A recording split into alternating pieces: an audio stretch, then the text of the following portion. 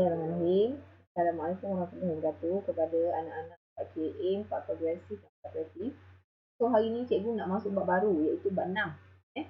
Iaitu bab 6 tajuk dia acid, base dan garam. Okay, dulu acid base ni bab 7. Garam lain bab 8. Tapi untuk KSSM dia gabungkan acid, base dan garam tu dalam satu bab. Panjang sikit lah kan. Okay.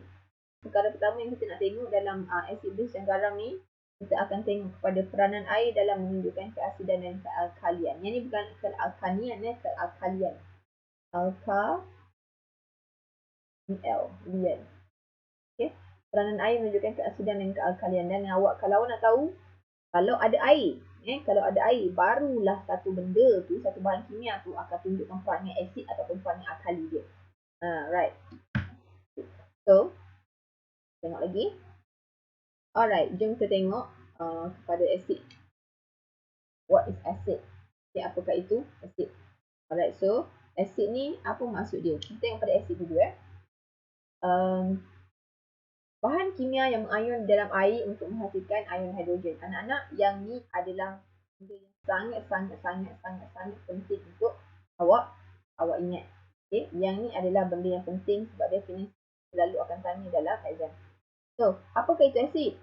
Asid tu apa? Kuih ke, mihun ke? Kan? So, aku nak beritahu asid ni adalah bahan kimia. Bahan kimia apa? Yang mengayon. Dia mengayon di dalam air. Air bukan air apa? Bukan teh tarik ke apa dalam air dalam bukan dekat dalam minyak ke apa, dalam air. Untuk apa? Untuk hasilkan ion hidrogen. Okey. Kalau awak kelas face to face dengan saya memang akan suruh setiap orang untuk cakap supaya diingat. Bahan kimia yang mengayon dalam air untuk menghasilkan ion hidrogen. Bahan kimia yang mengayon dalam air untuk menghasilkan ion hidrogen. Bahan kimia yang mengayon dalam air untuk menghasilkan ion hidrogen H+.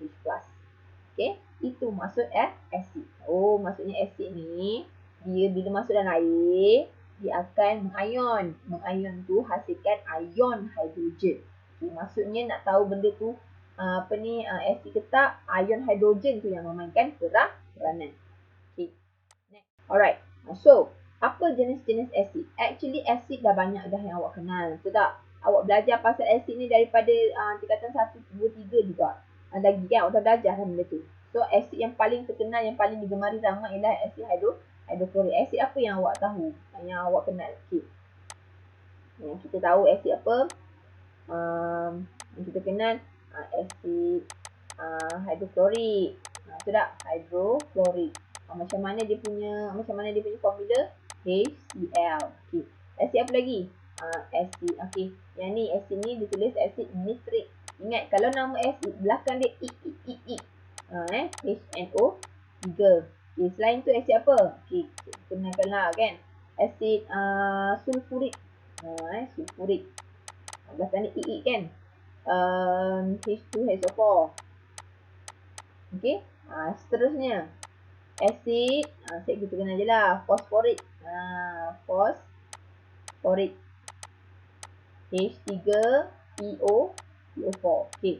Ini adalah asid fosforik. Okey, asid hidroklorik, nitrik, sulfurik, fosforik. Yang belakang-belakang ni I tu kau tahulah itu adalah asid. Okey, now awak tengok asid-asid ni HCl, HNO3, H2SO4, H3PO4. Ingat, kalau nak tahu dia ni asid, formula kimia dia kat depan ni selalunya ada H. Kalau depan dia mula dengan H, selalunya benda tu adalah asid. Okey, so awak tengok dekat sini. Apabila gas hidrogen klorida HCl dilarutkan dalam air, molekul HCl mengayon dalam air menghasilkan ion hidrogen dan okey. Dia macam ni anak-anak. Kebanyakan asid tak semestinya dalam bentuk cecair tau. Kadang-kadang ada juga asid tu dia masih dalam bentuk serbuk. Kadang-kadang wasap dia, gas dia. Tetapi anak-anak, kalaulah di dalam bentuk pepejal, dia bentuk glacier, dia membentuk pepejal, bentuk hablo ke contohlah asid tu. Kalau awak letaklah ketal limus, awak tahu ketal limus adalah untuk menguji asid atau alkali kan. Kalau asid biru kan. Kalaulah benda tu kering, benda tu hanyalah macam serbuk, ada kalau awak letaklah ketal limus tu tidak akan bertukar daripada biru ke merah. Sebab apa? Tak ada air kat situ. So, dia nak tunjuk sifat dia mesti kena ada air. Kalau lah awak serbuk tu awak campurkan sikit dengan air, lepas tu baru awak letak ketan litmus biru, yes, ketan litmus tu boleh bertukar menjadi merah. Tapi kalau macam dalam keadaan kering, kau letak je ketan litmus biru, nothing happen. Okay, itulah maksud cikgu tu. Okay, now, dia kata apa? Mengayon dalam air. Apakah maksud mengayon? Mengayon tu maksudnya dia bercerai. Dia hasilkan ayon. Okay, dia menjadi ayon. Okay, mula-mula dihisikan dia bila masuk dengan air dia bercerai dulu. Bercerai. Okay, molekul H ni akan bercerai. Gitu. Faham? Okay, so apa yang dia contohnya macam mana dia penceraian itu, pengayonan itu. Okay, macam mana hasil dia? Okay, contohnya HCl ni kan. Awak campurkan air, mengayonlah dia dalam air. Dia akan pecah kepada H+ dan Cl-. Dia akan jadi ion. Ion hidrogen akan jadi ion hidrogen. Ion klorin akan jadi ion klorida. Kena ingat tu So, kalau asid hidroklorik daripada HCl, dia dapat air, awak masukkan air, dia akan jadi H+ dengan Cl-. Okay. So, asid nitrik pula. Tengok yang ni kan, asid nitrik. Ingat, bila dia berpecah macam ni. Ingat, ion positif dengan ion negatif. Jadi, antara ion positif dengan negatif Okay, cation dengan N ion. So, macam mana penceraian dia? Okay.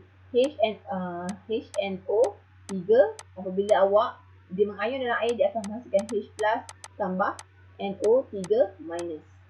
Seketul H, seketul ion nitrat. Ini ion nitrat Okay, dia satu set ni. Alright.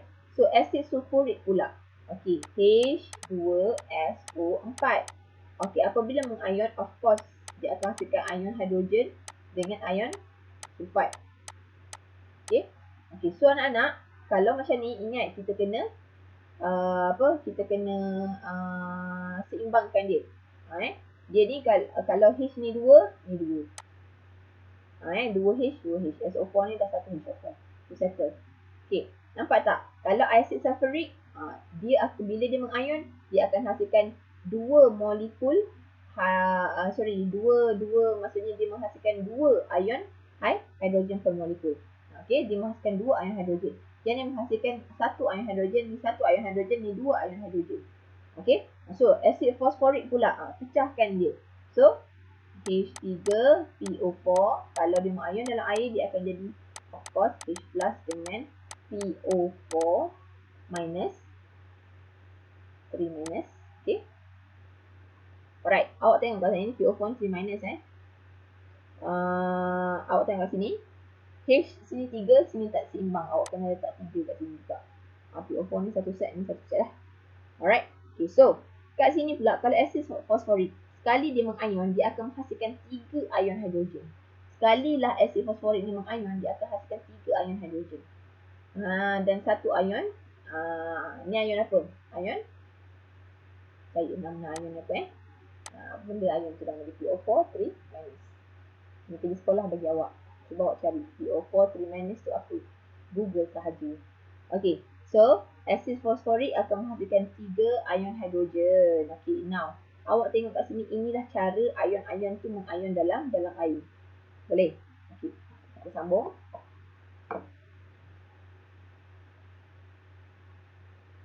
Okay, yang ini cikgu nak sebab yang ni kita dah belajar, yang ni dah pernah belajar, yang ni pasti korang tahu lah kan, yang ni tahu nama dia. Yang ni cikgu nak minta mana sangka tolong berikan jawapan kat saya. Mana sangka tolong berikan jawapan kat saya, apa nama ion? PO4 3 minus. Okay, now. Alright. Ion hidrogen yang terhasil akan berpadu dengan molekul air untuk membentuk ion hidroksonium. Okay, anak-anak. Yang ni pula, awak ingat lagi tak yang cikgu pernah terangkan awak macam mana ion hidroksonium tu terhasil? Okay, dalam ikatan bab 5. Okay, ikatan apa yang melibatkan ion hidroksonium? Okay. So, anak-anak, ikatan hidroksonium sebenarnya dia berkaitan dengan ikatan datif. Kalau awak ingat balik, ikatan datif. Apa yang berlaku ialah apabila awak campurkan asid ni ke dalam air, okay, awak boleh campurkan asid ni ke dalam air. Okay, ion hidrogen yang terpecah ni, okay, yang terpecah daripada HCl, kita tengoklah asid apa. Sebab setiap asid mesti ada ion hidrogen. Ion hidrogen ni dia akan pergi ke air. Okay, dia akan berpadu dengan air untuk membentuk ion hydroxonium melalui ikatan koordinat ataupun ikatan datif. Okey, faham bila dah bercampur dengan air. Okay, tadi yang cikgu terang yang tadi tu secara simpelnya lah. Selalunya ion hydroxonium ni kita tak tekankan sangat, tapi untuk pengetahuan awak lah. Cuma ditekankan macam mana pembentukan hydroxonium melalui ikatan datif tu ya. Okay, alright. So macam itulah yang terhasil. So maksudnya macam ni lah anak-anak. Kalau macam okay, HCl tadi HCl, awak masukkan, awak tambahkan HCl tu dalam air kan. Okay, so yang akan hasil ialah apa? H3O. Macam mana dia punya tu? Plus dengan Cl minus. Okay, itulah pembentukan dia yang sebenarnya. Tapi macam tadi yang cikgu terang, kita ambil simple kita negligible kan dia lah. Kita hanya consider sebagai ini. Tapi apa yang sebenarnya berlaku, air yang korang campurkan dengan asid tadi, dia akan bergabung dengan ion hidrogen. Okay, alright. So yang ni maksudnya tata cara awak nak menggambarkan pengayonan macam ni betul, macam ni pun betul. Faham Okay. So next.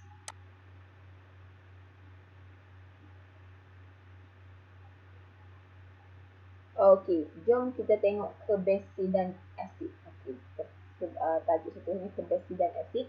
So maksudnya dia macam ni, kita nak belajar kerbesidan asid ni, kita based on bilangan hidrogen. So bilangan hidrogen dalam satu molekul asid tu ada berapa banyak. Okay, so satu ion hidrogen, dua ion hidrogen, tiga ion hidrogen, ada nama-nama dia. Okay, inilah nama-nama dia anak-anak. Okay, tengok satu sikit. Alright, so asid dia dikategorikan sebagai ada tiga kategori lah. Asid monoprotik, asid diprotik, asid triprotik. Okay, mono, di, tri. Okay, so mono, di, tri ni dia depend. Mono ni maksudnya satu, di ni maksudnya dua, tri ni maksudnya tiga. So asid kalau digolongkan dalam monoprotik, contohnya ialah asid hidroklorik, sebab dia bila dia bercerai, bila dia mengayon, dia akan hasilkan satu ion hidrogen je per molekul. Satu molekul HCl tu ada satu ion hidrogen. So kategori dia monoprotik. Okey, diprotik pula. Apa asid yang diprotik? Asid sulfurik. Sebab asid sulfurik H2SO4, apabila dia mengayon, dia hasilkan dua ion hidrogen per molekul asid. Sebab dia hasilkan, sebab dia formula sendiri pun kita dah tahu dah, H2SO4 yang diprotik. Seterusnya asid fosforik pula. Dia menghasilkan 3 ion hidrogen per molekul asid, yang macam cikgu tunjuk yang ni tadi. Kan, macam mana darjah pengayonan dia. So bila dia mengayon, ni 2 ketul hasil. Yang ni pula 3 ketul. So yang ni ialah diprotik. Yang ni triprotik. Yang ni 1 ketul saja, monoprotik. Macam tu. Okay, itulah yang nak diterangkan. Okay, so yang itu adalah pasal asid. Okay, so dalam asid, cikgu ulang balik semula, kena faham betul asid ni apa? Asid ni adalah bahan kimia yang mengayon dalam air untuk menghasilkan ion hidrogen. Ion hidrogen, itu definisi yang sangat penting, yang sangat kita kena ingat. Okay, now ini adalah cara pengayonan dia. Apabila pengayonan ni kita tulis dalam kesamaan kimia dia macam ni. Okay, and then ni hydroxonium ion. Apa terjadi pada ion hidrogen tu? Okay, ion hidrogen tu akan berpadu dengan air untuk menghasilkan ion hydroxonium. Dan ion hydroxonium, dalam ion hydroxonium tu ikatan datif terbentuk sebenarnya. Kita dah terang dulu. Okay, now kerbesidan asid, 1 hidrogen, 2 hidrogen, 3 hidrogen, nama dia mono, di, tri, protik.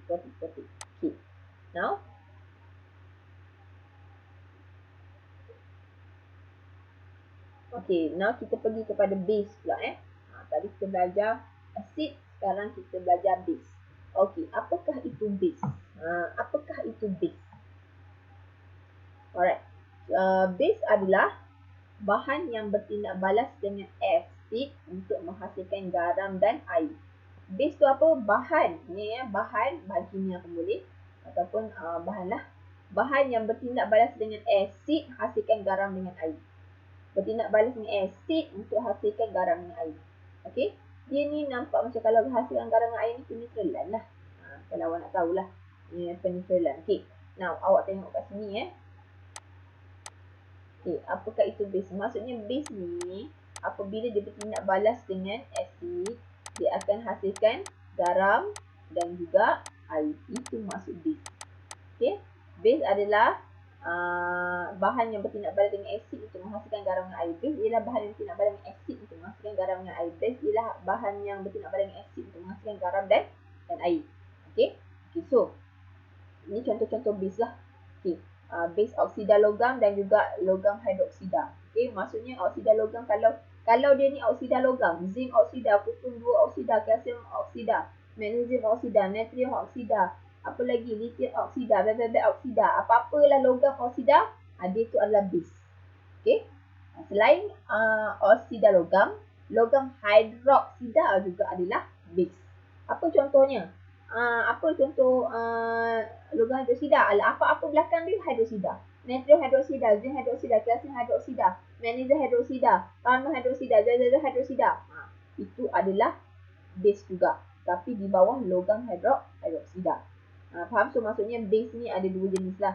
Satu logam oksida. Okay. Dan selagi logam hidroksida. Logam hidroksida. Gitu. Faham? Yang ni logam oksida tu macam mana? Dot oksida, dot oksida. Yang ni logam hidroksida apa? Dot hidroksida, dot hidroksida, dot hidroksida. Dot tu apa? Logam lah. Apa logam? Satu. Okay. Alright. Next. Okay. Alkali. Awak tengok bawah base ada alkali pula. Alkali dengan asid tadi lain tau. Asid dah cerita habis lain lah. Ni base. Base dengan alkali ni dia macam ada adik-beradik. Dia macam ada kena-mengena. Okay. So apakah pula itu alkali? Alkali ni adalah bahan kimia yang mengion dalam air untuk menghasilkan ion hidroksida. Macam pernah dengar je kan. Okay. Dia punya definition ni lebih kurang macam asid tadi. Cumanya asid tadi hasilkan ion hidrogen. Tapi alkali ni menghasilkan ion hidroksida.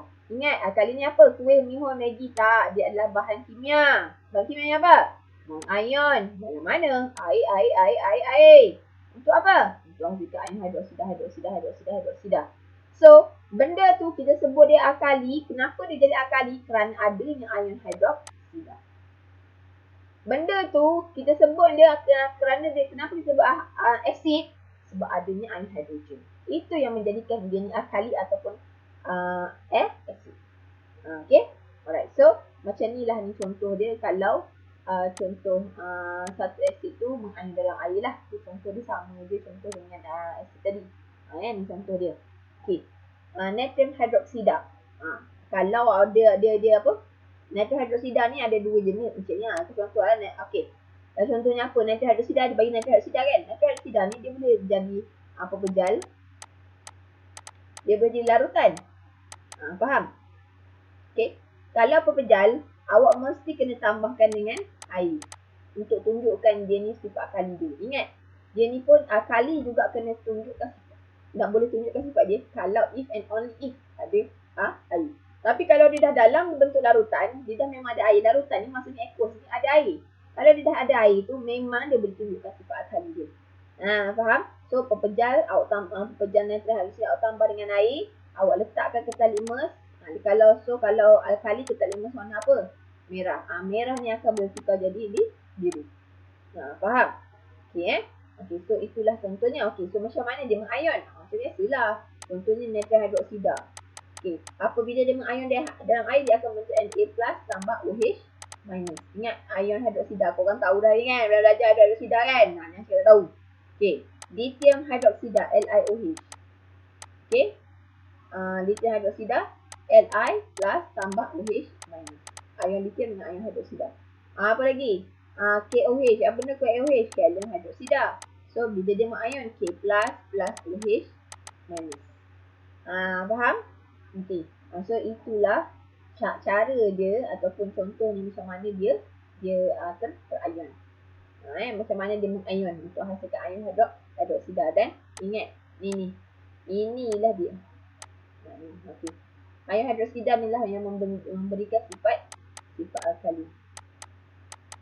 Dia ni lah yang menunjukkan dan memberikan sifat alkali kepada satu bahan. Alright. Okay. So, Okey, yang ni pula amonia. Okey, amonia adalah contoh contoh alkali. Tapi amonia ni dia di bawah kategori alkali lemah. Amonia ni di bawah alkali lemah. Okey. Di bawah alkali lemah. Okey. So, kalau amonia pula macam mana amonia apabila dia mengair dalam air? Macam mana kalau NH3 tu dia tambah dengan air? Apa yang terhasil? Dia akan hasilkan dua ion juga, iaitu ion amonia NH4.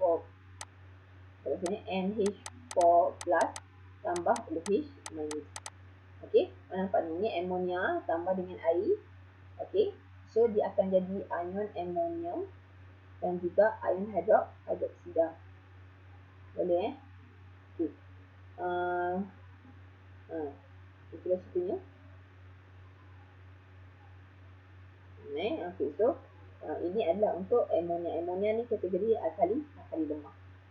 Alright, okey cikgu, kenapa dia punya anak panah macam ni? Okey, anak panah macam ni bermaksud dia ni pecahan dia adalah separa. Pengayonan ni separa. Maksudnya kalau macam contohnya natrium hidroksida tu kan, contoh natrium hidroksida tadi kan.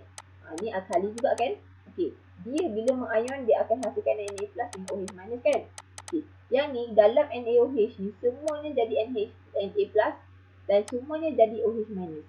Tak ada pun molekul. Tapi kalau dalam alkali, dalam amonia ni kalau dia awak campur dengan air dalam satu bekas tu, okey, ni dalam satu bekas tu, kan? Ni amonia campur air ni. Masih lagi ada apa tau? Masih ada lagi amonia.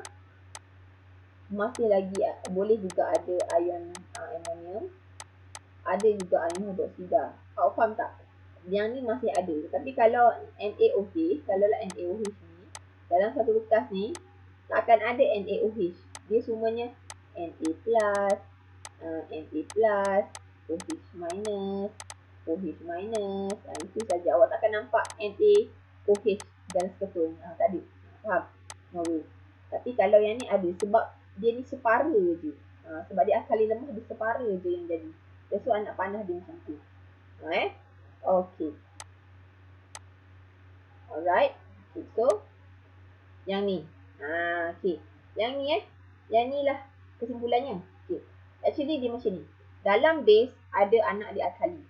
Kenapa benda tu digelar sebagai alkali? Okay. Sebab apa digelar alkali? Alkali ni adalah base yang larut dalam air.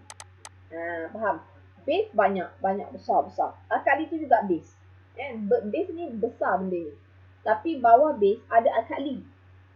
Macam base ni universal set component. Bawah base ada dia punya subset iaitu alkali. So alkali ni pula adalah base yang larut dalam air. So, contoh-contoh base yang larut dalam air yang cikgu bagilah. Natrium hidroksida, natrium hidroksida, kalium hidroksida, lithium hidroksida. Kalau ni kumpulan satu hidroksida memang akan larut dalam air. Okey. Apa contoh-contoh base yang tak larut dalam air? Dia base tapi dia bukan alkali. Awak faham tak? NaOH ni dia lah base, dia alkali. Tapi kalau contoh cikgu ambil PbO, apa PbO? Plumbum blue oxida. Dia adalah base tapi dia bukan alkali. Why? Dia tidak larut dalam air. Faham? Dia tidak larut dalam air. Ini contoh dia lah. Okey. Zinc oksida, zinc hidroksida pun dia juga. Okey. So, plumbum 2 hidroksida, plumbum 2 oksida, kalsium 2 hidroksida, magnesium hidroksida, magnesium oksida. Nampak tak? Dia sama ada oksida ataupun hidroksida. Sebab base adalah oksida logam ataupun hidroksida logam. Yang ni, kalau ni kategori ni adalah kategori geng-geng base sahaja. Dia bukan alkali. Yang ni dia juga alkali, dia juga base. Apa beza alkali dengan base? Okey macam ni. Bukan beza alkali dengan base. Dalam base ada juga yang tak larut dalam air. Tapi siapa yang larut dalam air, kita gelar dia alkali. Macam tu. Okey. Alright. Seterusnya. Kegunaan base dan alkali. Banyak kegunaan base dengan alkali yang cikgu rasa korang pengetahuan korang tahu pun. So, base dan alkali ni terlalu banyak gunanya dalam kehidupan. Awak tengok ni dalam bidang pemakanan, perubatan, perindustrian dan juga pertanian. buat baja dalam pertanian. Okey. Perindustrian ni tak cerita lah bateri kereta kita diperbuat daripada bateri jam awak, bateri apa. Ni ada sebab besar kali kita bincang. Okey, perubatan, paracetamol and all semua tu, dia ada pasal base acid dan alkali yang digunakan kat dalam tu untuk pembuatan ubat. Okey. Pemakanan juga ada kena mengambil dalam tadi. That's why ada makanan yang orang yang apa, bila kita makan something kita akan rasa lain. Orang yang tak boleh tak boleh ada orang gastrik tak boleh makan ni, makan tu. Sebab dalam makanan juga ada kandungan asid ataupun alkali. Tengok ni gambar apa ni? Ni gambar air apa?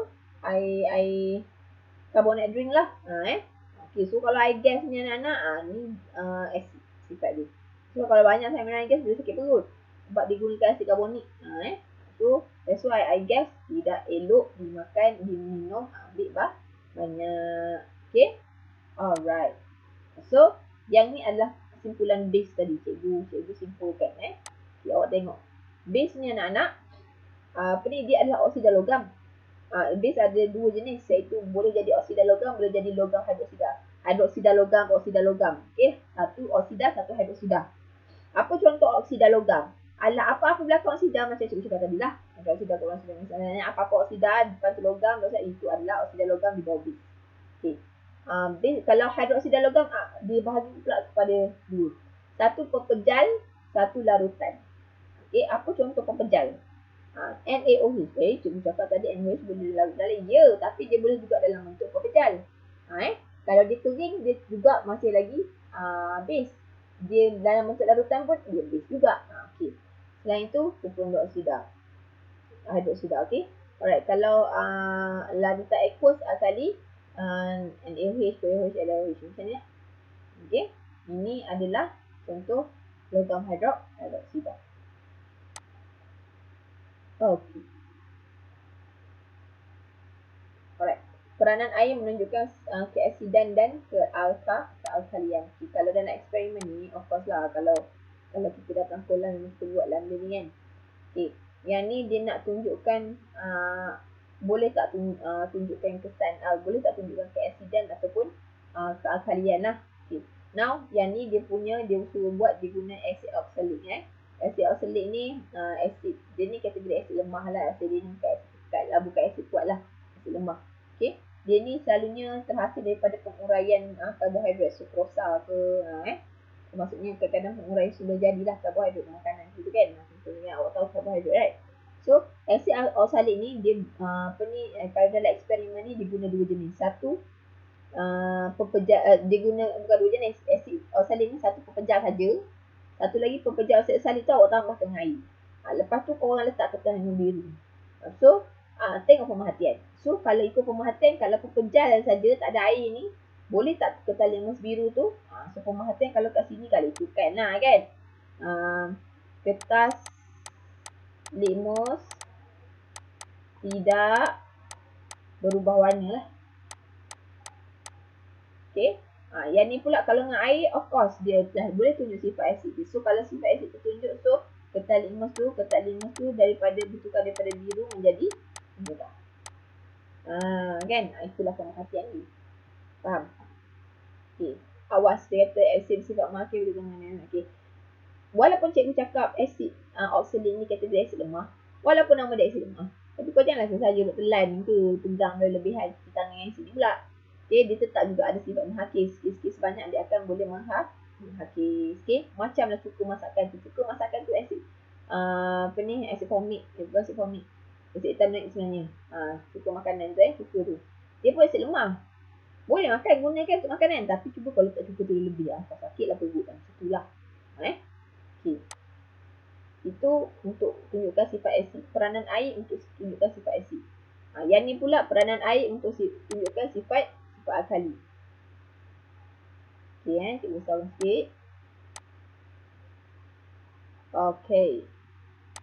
Yang ni diguna apa? Satu digunakan pellet natrium hidroksida, satu lagi digunakan larutan natrium hidroksida. Pellet ni adalah macam hablu dia lah, maksudnya macam pepejal dia lah. Okay. Satu lagi yang memang larutan. Letaklah kita litmus merah. Kenapa merah? Sebab nak uji yang ni adalah alkali. Awak kenal natrium hidroksida ni adalah sejenis base ataupun alkali lah. So of course kena guna kertas litmus warna merah. So apa pemerhatian, tak payah cerita lah, memang tahulah kalau tak ada air boleh ke tukar merah jadi biru tak ada mas? Tak boleh. Tapi kerana ada air larutan ni, kita merah boleh bertukar menjadi biru. Itu lagi sebenarnya. Okay. So jom kita tengok yang ni. Asid hanya menunjukkan sifat keasidan dengan ada air je, dengan kehadiran air je. Okay, ni poin-poin utama yang kita boleh concludekan pasal asid dengan base. Okay, asid akan mengion dalam air menghasilkan ion hidrogen. Ingat, asid berkaitan dengan ion hidrogen. Okay, so ketat 5, skala asid ingat B, biru. Asid B ke M, Bm.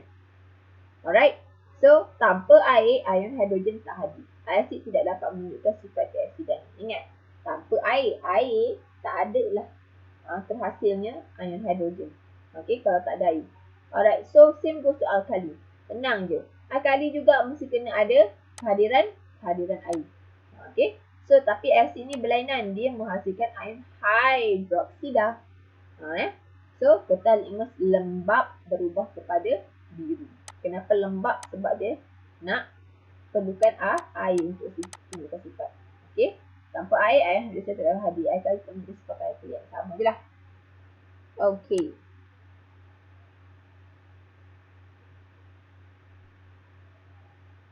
Alright. Okay. Yang ni dia nak terangkan dalam keadaan kering. Tiada air. Dalam keadaan tiada air. Alright. Ataupun dalam pelarut organik. So, ingat tau, asid dengan alkali ni dia memang kena air saja, bukannya cecair yang lain. Pelarut organik pun tak jadi, dia kena air je. Okay. Apa yang terjadi ialah ion-ion dalam asid atau alkali dia tertarik oleh daya elektrostatik yang sangat kuat. Okay. Maksudnya kalau HCl, dia ni tertarik dalam dengan ikatan elektrostatik yang sangat kuat. Okay. Oleh itu, kalau tak ada air ni tak dapat nak mengorak H ni untuk membentuk ikatan lain. So, kalau tak ada air, dia tak dapat mengion. Dia kekal sebagai HCl saja. Okey? Dia tak jadi dia tak berpecah. Maksudnya. Alright? Dia sekekal sebagai molekul saja. Maksudnya satu set molekul HCl saja. Dia tak boleh berpecah. Itu maksud dia. Tapi kalau dalam air, kalau dalam air, okay, air itu sendiri akan bergabung dengan ion hidrogen ataupun ion hidroksida tu, okay, ataupun air itu tolong mengionkan base atau asid tu tadi. Alright, dan dia menyebabkan hadirnya ion hidrogen dan ion hidroksida. Dia benda ni ulang je. Okay, latihan uji kendiri. Silalah buat. Senang sangat. Okay. Kerja sekolah yang pertama untuk bab ni, uji kendiri 6.1. Alright. Dah siap, hantar dekat cikgu. Sila buat uji kendiri 6.1. Dah siap, hantar kat cikgu. Itu saja untuk kelas bab 6 part 1. Okay. Nanti next cikgu kita akan pergi kepada nilai PH pula. So itu saja untuk hari ni. Thank you very much. Make sure you do it. Jangan cakap saya lupa ke, saya tak ingat ke, apa benda ke. Buat. Uji kendiri 6.1 buat. Bila cikgu tanya siap dan hantar. Okay, itu saja. Terima kasih. Oh, satu lagi. Selepas menonton video ini, anda wajib tulis nama tanpa binti, tanpa binti, nama awak saja dan kelas kelas awak, nama kelas awak dekat ruangan komen. Saya akan ambil kehadiran daripada kehadiran ruang komen itu. Dan ikut waktu kelas awak hari Selasa, pukul 12 sampai pukul 12.30 sampai 1.30. Betul? Kalau tak silap saya, ikut waktu kelas itu. Itu sahaja. Terima kasih. Assalamualaikum.